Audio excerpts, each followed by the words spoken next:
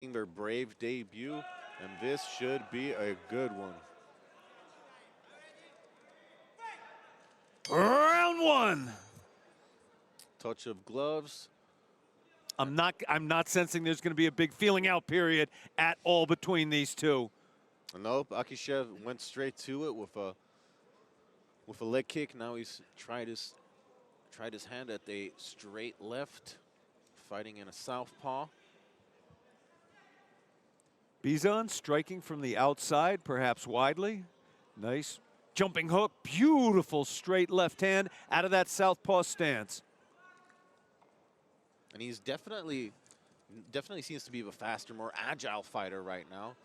Brave Nation, when you have that southpaw stance, when your right side is forward, you can no longer effectively jab your opponent. Your rear hand, your power hand, becomes the jab. But in order to have that land effectively, you got to have that right foot just on the outside. Oh. Right there. He's trying to set it up. Didn't quite land to the head. Now he's digging down to the body. I like that. He didn't have, a whole lot of success with that strike, so he just went straight to the body instead. Oh, nice knee there from Bogatov. And there is a takedown attempt, but shrugged off by huge. That could be a huge moment in this fight. As you said, that double leg attempt was shucked off completely without a great deal of effort. Should build some confidence up, but no, the Russian is in there again, looking for a takedown, not from the outside, but from the clinch. And this, I think, will be a lot more problematic for IAkishev, having to work up against the cage this way, because he kind of got out of the takedown as they were going towards the fence the last time. And as I mentioned before in Milwaukeeans, I mean, Bogatov is tenacious with his takedowns. But look at this. IAkishev kind of turning it around on him. There's going to be a little scramble here, maybe a crazy one. And whoever comes out of this scramble could win this fight. Absolutely. It is so close. These are the moments, Brave Nation, these are the moments a fight is won and lost. These moments where nobody knows who's going to come out on top. Whoever scrambles the best is going to win. Nicely done there by Bogatov, capturing the leg of IAkishev so that IAkishev can't really put weight on it and, use it for base in the same way. As you said earlier, Bogatov is like a pit bull on a bone with these takedown attempts. One doesn't work, he's going to transition to another and another and another until he can get his opponent down on the ground where he wants him. And in general, Bogatov will, there, look at that. But, IAkishev ends up on top. Tables turn, hooks are in. This was unexpected. I did not see that coming in that grappling exchange. Bizon looking for the choke. Those hips are driven down to the mat. There's plenty of time to work as well. Huge pressure on the lower spine of Roman Bogatov. Don't think it's quite latched on as IAkishev would have liked. Nearly 2 minutes left in this fight. That is a long time in back mount. It's going palm to palm here. I mean, if nothing else, holding this position would be enough to win IAkishev around.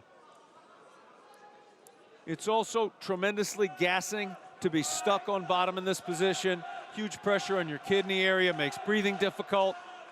And somebody trying to pull your head off your body, that makes breathing difficult too. Absolutely. Gave up on the choke, returning to strikes. I think that might have been a wise move because it did not seem like he was gonna get it from that position. Huge respect to Roman Bogatov for withstanding that onslaught. But IAkishev once again taking the back.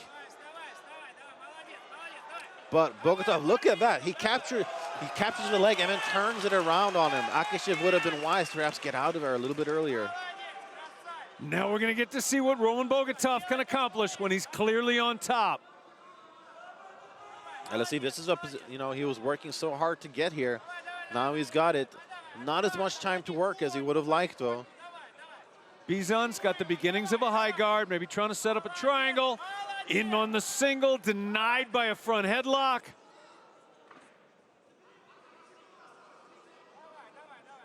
This is exactly the kind of grappling mastery that we were hoping to see. Arm-in guillotine attempt coming up. Oh, look at that. It is worth mentioning, though, IAkishev has never been submitted. Oh, Woo! oh, nice left hand lands there for IAkishev. Round ends.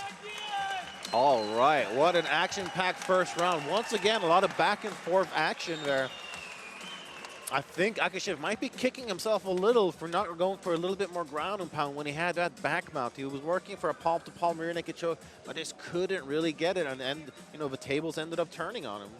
In the end of the fight, fighters often do not what they should do, but what they love to do. Some fighters love to stand and trade hands. Even if it's not what they want to do, they love to thrill a fan. We're looking at a fighter that loves to submit his opponent. That's what he tried to do. That is a very good point.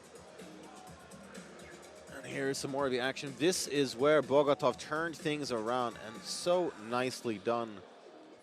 Grabbing the leg like that. And then in the scramble, turning things around, getting up on top.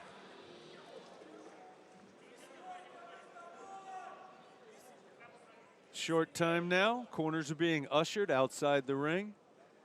Means in about 10 to 15 seconds, the action is about to start again. And I think once again, we're going to see a brilliant mix of strikes and submissions.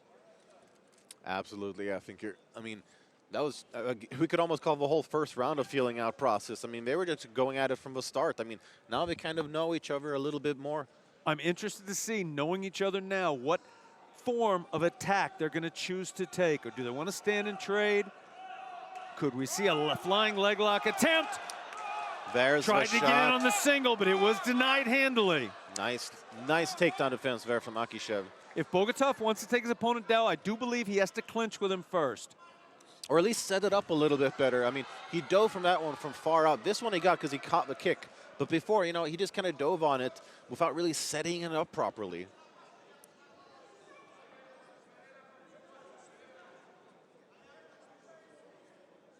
And let's see if IAkishev can get out of this one, or if Bogatov will advance to a more advantageous ground position. I believe he will. Bogatov has passed those legs.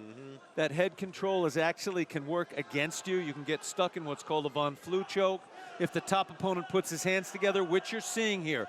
The opponent now is clasping his hands together hard, and he's driving his right ear into his opponent's wrist so that the arm cannot be extracted. Then he uses his shoulder to drive into the carotid artery on the side of the bottom fighter's neck, and over time, he can put the fighter to sleep. It's the opposite of what it looks like. You're seeing a fighter with an arm wrapped around his head, but he's not the one in danger. It's the bottom fighter that is potentially in danger here.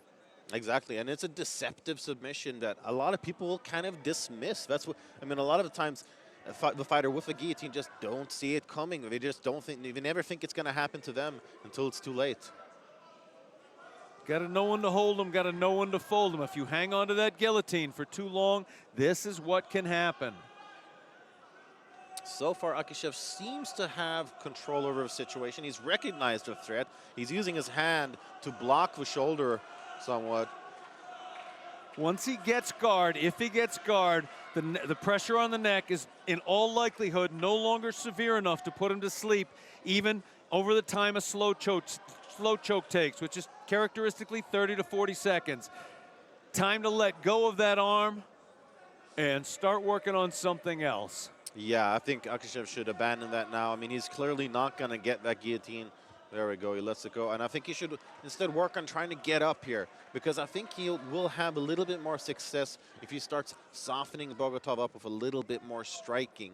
I mean, so far, he has had some very good moments in the grappling, absolutely. But I feel like that will be his time to shine. If he can add a little bit more variety to his game, spice things up, and just keep Bogatov guessing.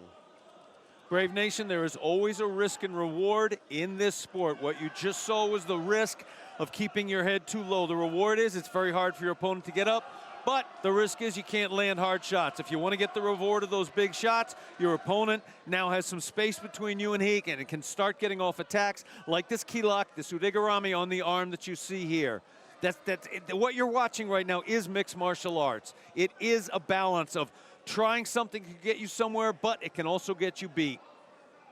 Yeah, and we've seen now IAkishev working for that Kimura, but again, I just have a hard time seeing him getting it here against such a good grappler as Bogatov. I think it would it would be wiser to go for a submission from top position at least, where he can land a little bit of ground and pound to soften things up a little. Brave Nation, Bogatov now has his fingers, hooked inside his hamstring. Very, very hard to pull that arm free so you can potentially submit him, especially with a fighter with this kind of extraordinary strength. Maybe a leg lock attempt coming up. Could be, we'll see here. IAkishev landed a nice defensive elbow. Oh, he looked like he went for the armbar, but just, didn't quite get it. I gotta say, I'm impressed. The armbar didn't work, but we're seeing some decent shots from bottom by Nurjani IAkishev. Yeah, I mean, he's definitely still in the fight despite being on his back. I mean, he went for an armbar, didn't quite get it, switched quickly to a triangle, and he's had some pretty solid hammer fists from the bottom. I mean, as far as bottom strikes go. I think he'd love to get that triangle. He may even be hunting that key lock to try, and if he can get his opponent's elbows to come in, he may try and throw his other leg up and over the shoulder and try and get a triangle submission that way. He is not having any luck with his submissions so far in this fight, however. He's starting to eat some shots for it. And the thing is, too, submission attempts from the bottom, they're not gonna win you points. I mean, not unless you have it completely tied up and the guy is struggling to survive. Oh, round ends. Roman Bogatov throwing big shots at his opponent as he comes off of the floor. And just as IAkishev manages to get up, time runs out, and he is starting to look far more fatigued now. And obviously, it is a draining style to combat Bogatov's wrestling heavy style. I mean, it just zaps so much of your energy.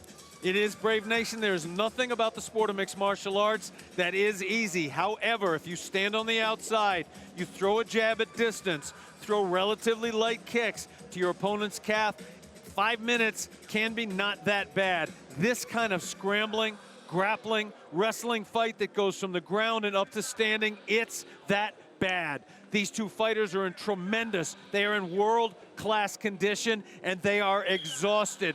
Whoever is trained the hardest is gonna recover the quickest and could very well win the next round and the fight. Yeah, absolutely. It should be really exciting to see who takes command here in the third, final, and deciding round. The greatest sign of conditioning is not how tired you get in the middle of the fight. If you try hard, it can happen to anybody. It's how quickly you recover. Watch these two fighters at the very beginning of the round, and that may tell you who wins this fight. It's who recovered fastest. All right, let's see here. Bogatov pressing forward now. Shot lands there. Nice front kick from IAkishev.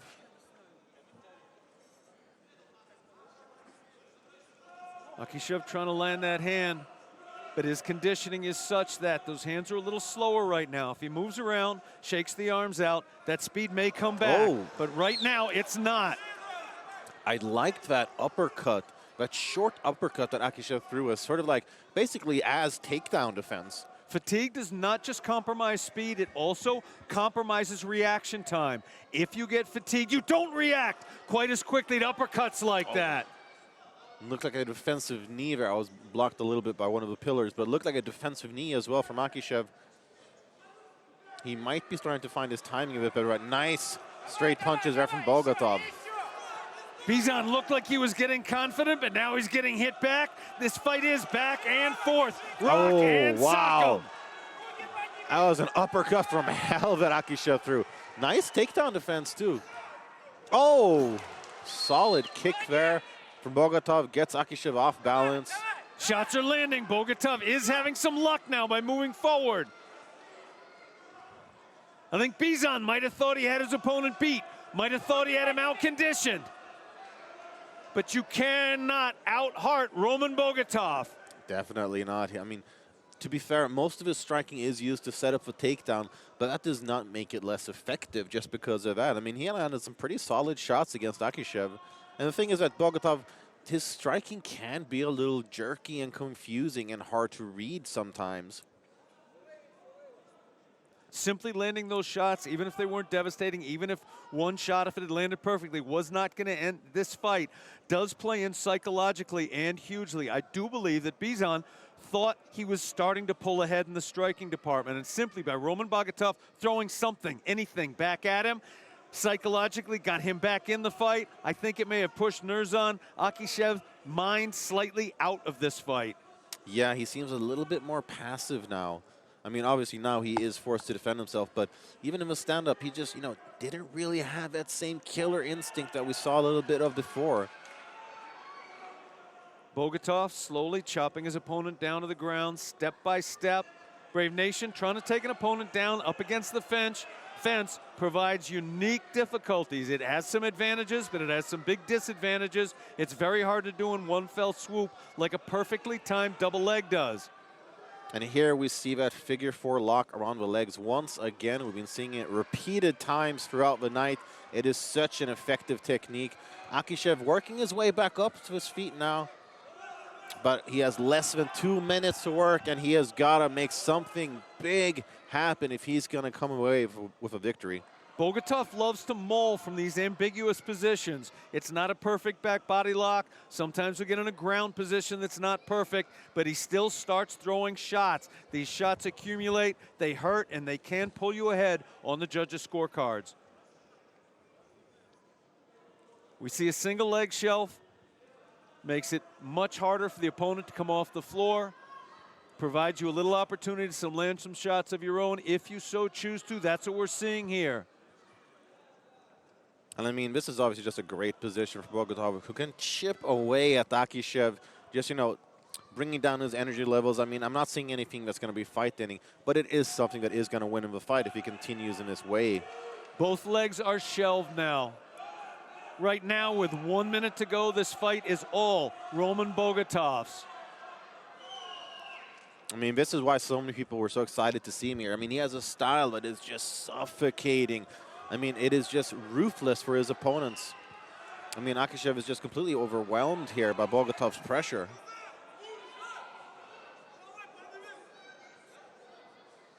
And Akishev once again trying to get into that head, trying to get the submission. Textbook thing to have done would have been to pummel in and try and reverse position. But this is a man who loves to submit his opponent. Yeah, that's the thing. Tried to pull guard, got taken down with a single. I do believe this fight is going to end with Roman Bogatov on top. That always plays hugely in the judge's mind. Who ends up on top in a controlling position is far from irrelevant.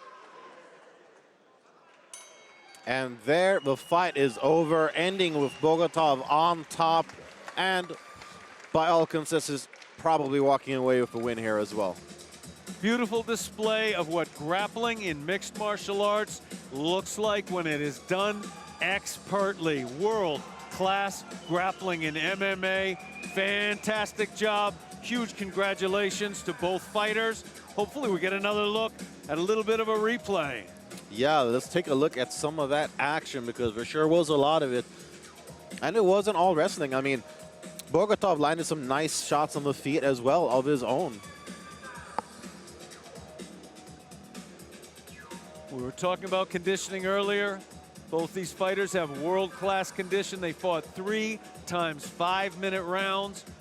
Both of them are able to think clearly, focus their eyes clearly. They brought their heart rate down to probably 110, maybe even lower, in less than a minute. And I definitely think that Roman Bogatov could mix things up here in Brave. It would be lovely to see him here once again. I mean, he has such evident strengths.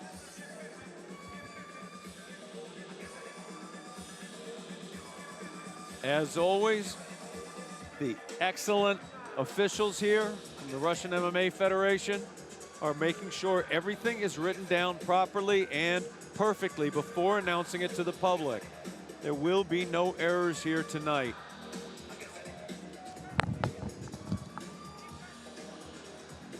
The referee has gathered the fighters center stage. After 3 rounds of action, we go to the judges' scorecards. Your first judge scored the fight 29-28. Your second judge scored the fight 29-28. And your third judge scored the fight 30-27. All in favor of